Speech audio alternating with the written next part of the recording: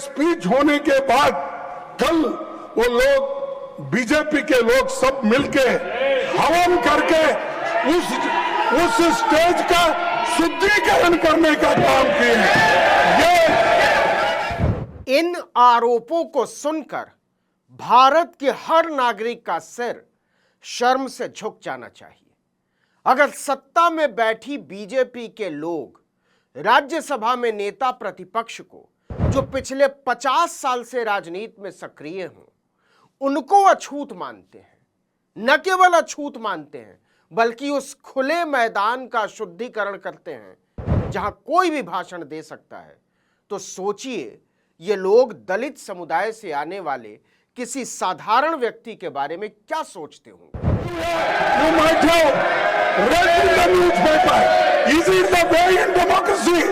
How you are protecting the constitution?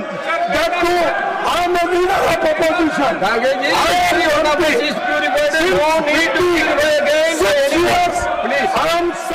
क्या ये अछूतपन नहीं है कि जब दलित समुदाय से आने वाले मल्लिकार्जुन खड़गे अपने साथ हुए छुआछूत की पीड़ा संसद को बता रहे थे, तो पूरे समय कैमरा आसन पर बैठे सीपी राधाकृष्णन की तरफ था, जो कि ब्राह्मण जाति से आता है।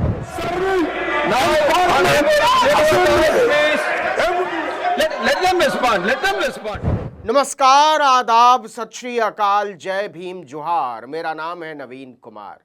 कौन कहता है कि भारत से छुआछूत खत्म हो गया है? कौन कहता है कि आदमी और आदमी बराबर हो गए हैं? कौन कहता है कि ऊंच नीच का भेद खत्म हो गया है? खड़गे ने पूछा कि अगर इस देश की सबसे बड़ी विपक्षी पार्टी के सबसे बड़े नेता को बीजेपी अछूत मानती है, तो कहां है लोकतंत्र? यह शर्मनाक है कि जब मल्लिकार्जुन खड़गे बोलने के लिए उठे तो बीजेपी के सांसद उन्हें बोलने तक नहीं दे रहे। सर, मैं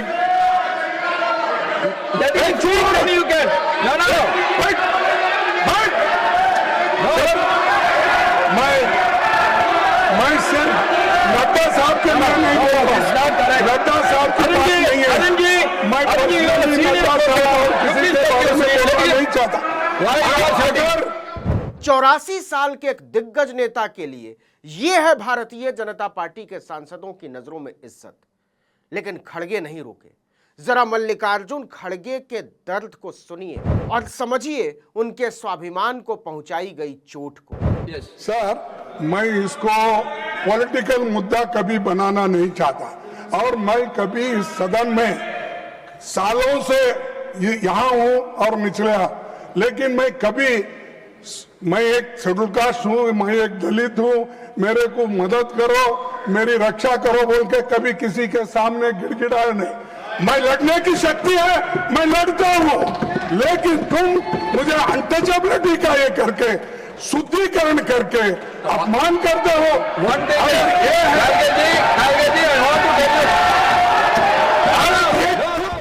इसके बाद सुनने का भी साहस बीजेपी के सदस्यों में नहीं था। समझते क्या? दलितों को आज भी अछूत समझने वाले अपने समर्थकों के पाप को छुपाने के लिए आसमान सिर पर उठा लिया था।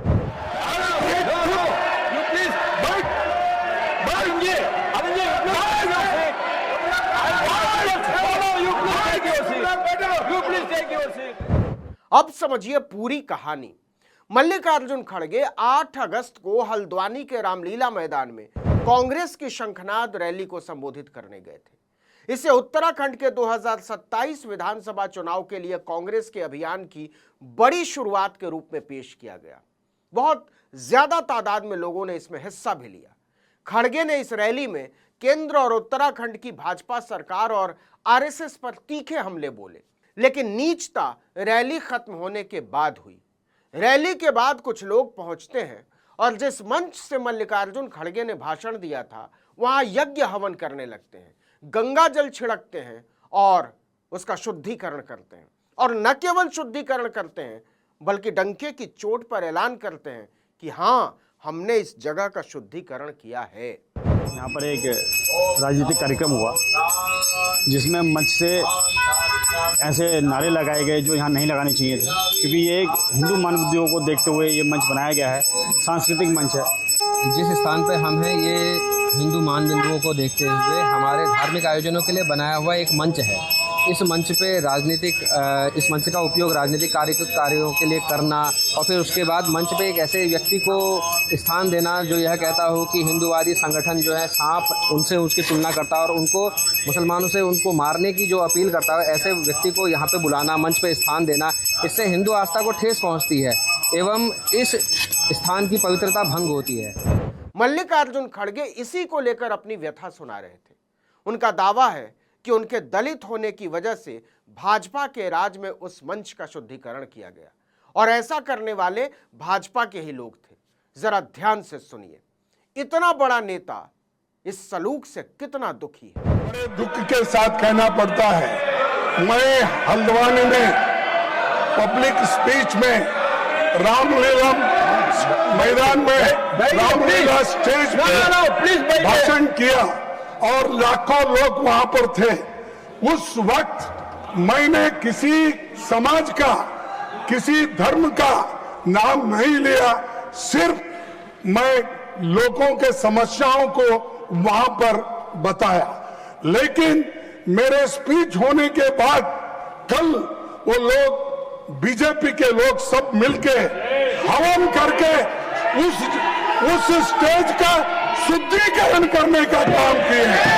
ये you might have read in the newspaper. Is it the way in democracy?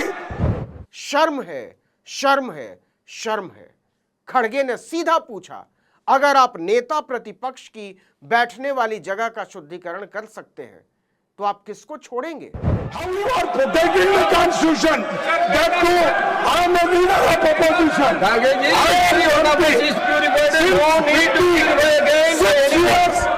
am serving. इसके बाद बीजेपी के लोगों का चेहरा उतर गया क्योंकि आरोपों ने उनकी चमकती हुई चमड़ी को छील दिया था। अच्छी बात यह थी कि खड़गे के बोलने के बाद राज्यसभा के नेता और केंद्रीय मंत्री जेपी नड्डा उठते हैं और स्वीकार करते हैं कि खड़गे जी ने जो कहा वो बेहद दुखद है।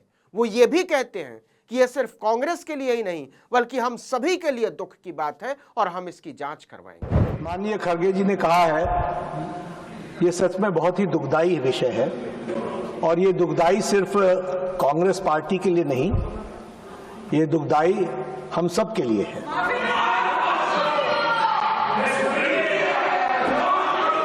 बीजेपी, क्योंकि खड़गे साहब ने कहा कि बीजेपी के लोग थे, मैं स्पष्ट करना चाहता हूं, यहां राष्ट्रीय अध्यक्ष जी भी बैठे हैं और मैं भी पूर्व राष्ट्रीय अध्यक्ष रहा हूं। BJP does not subscribe to such activities, never. लेकिन आपने कहा है हम इसकी तहकीकात भी करेंगे, लेकिन मैं आपको विश्वास दिलाता हूं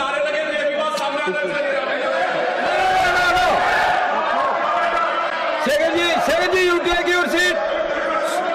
Tarun Suk, when leader of the house is on his legs, why you are shouting?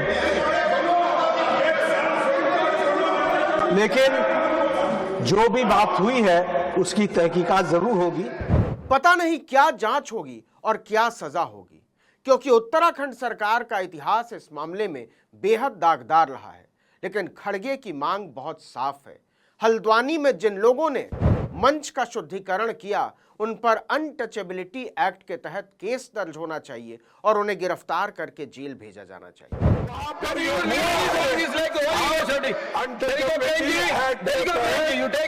Register करो, अरेस्ट करो, यही मेरी मांग है। आपको क्या लगता है, बीजेपी की सरकार दलितों को अछूत समझने वाले अपने लोगों पर मुकदमा करने और उन्हें गिरफ्तार करने की हिम्मत जुटा पाएगी?